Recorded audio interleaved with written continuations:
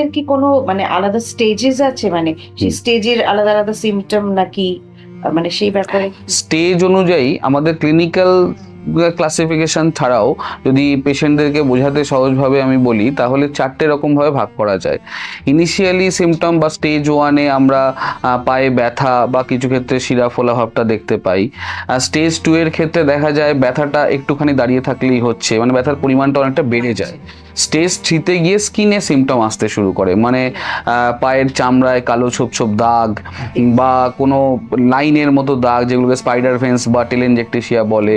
তো এরকম একটু বেশি বয়সে হয়, কারণ আমি এরকম হ্যাঁ হ্যাঁ এক্স্যাক্টলি এগুলো একটা ওই কালো স্পট এক্স্যাক্টলি ভেনের শিরার ফোলাটা হয়তো কম বয়সেও পাওয়া যায়, অনেকের অনেক দিন ধরে থাকে।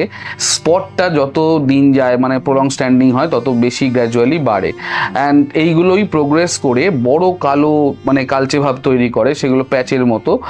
সেটার অ্যাডভান্স যদি হয় তাহলে আমরা সেখানে একটা ইনফেকশন বা ঘা পাই বা আলসার পাই, ভেনাস আলসার, নন হিলিং আলসার এরকম। তো দ্যাট ইজ স্টেজ 5। সো মানে ইনিশিয়াল মানে এরকম ভাবে 5 ভাগে আমরা সিমটমগুলোকে ভাগ করি, যার শেষের দিকটায় গিয়ে ঘা হয়ে দাঁড়ায় আর কি। তো এটা ট্রিটমেন্ট কি, মানে ট্রিটমেন্ট যা যা আছে সেগুলো কি অ্যাভিস হসপিটালে তার পুরোপুরি? ফার্স্ট অফ অল চিকিৎসার এটা রিসেন্ট ডেজে অনেকটাই অ্যাডভান্স হয়েছে, মানে science exactly day by day.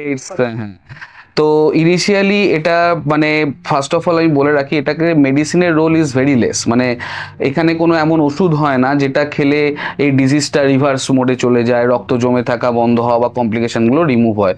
তো medical part is very limited. শুধুমাত্র যারা ক্ষেত্রে অপারেশন করা যাবে না কোনো কারণে